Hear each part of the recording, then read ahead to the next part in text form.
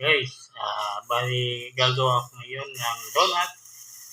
So kanina, ang ginawa ko, ilagay ko muna yung trigo, hinalo ko kasama yung asukal at baking.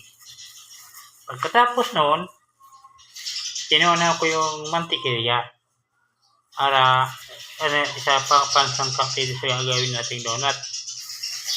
And then, nung natunaw na yung mantikilya, ilalagay na natin dito sa pinaghalo natin trigo,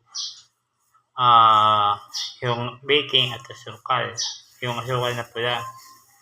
Tapos ilagay ko na yung itlog, yung gatas at vanilla. So ngayon, halin natin siya. Okay. Para sa gumamit ako ng guantes. Kumbaga para sa kalinisan.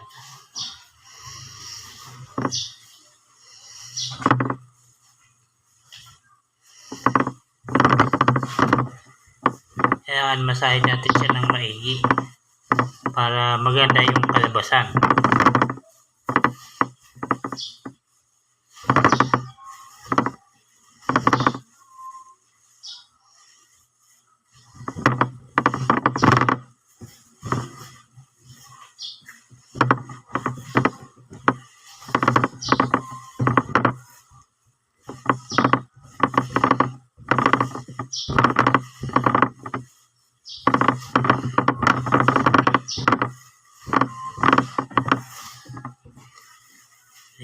Ito, bukas ko na ito lulutuin.